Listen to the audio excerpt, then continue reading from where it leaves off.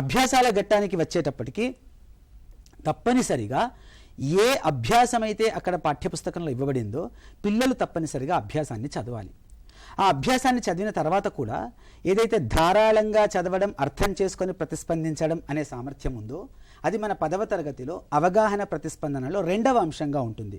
దానికోసం అక్కడ ఒక టెక్స్ట్ ఇవ్వడమో, ఒక పారాగ్రాఫ్ ఇవ్వడమో, లేకపోతే ఒక గేయం ఇవ్వడమో, లేకపోతే ఒక పద్యం ఇవ్వడమో ఉంది. అక్కడ కూడా పిల్లవాడు చదువుతాడు. చదివిన తర్వాత అక్కడికక్కడే ప్రశ్నలు ఉంటాయి, ఆ ప్రశ్నలకు జవాబులు గుర్తిస్తాడు. ఇట్లా ప్రతి అభ్యాసాన్ని కూడా చదువుతూ ఉంటాడు.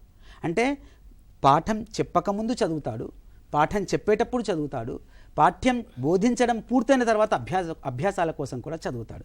అంటే బోధనాభ్యసన ప్రక్రియలు ఏవైతే టీఎల్పి, టీచింగ్ లెర్నింగ్ ప్రాసెస్ అని అంటున్నామో, ఈ టీచింగ్ లెర్నింగ్ ప్రాసెస్ జరుగుతున్నంతసేపు కూడా పిల్లలు ఉపాధ్యాయునితో సహా పాఠ్యాంశాన్ని ఫాలో అవుతూ చదవడం అనేటటువంటిది ప్రధానమైనటువంటి అంశం. చదువుతారు, సహపఠనం చేస్తారు, కృత్యాల్లో పాల్గొంటారు, సొంతంగా ఆలోచిస్తారు. ఒకే ఒక్క మాట సూటిగా చెప్పాలంటే ఈ పాఠ్యపుస్తకం ఆల కోసం ఉద్దేశించింది. మొదటి అర్థం చేసుకోవడం, రెండవ ఆలోచింపచేయడం. ఈ అనేటటువంటి 2 అంశాలు ప్రతిరోజు తరగతి గదిలో జరుగుతాయి.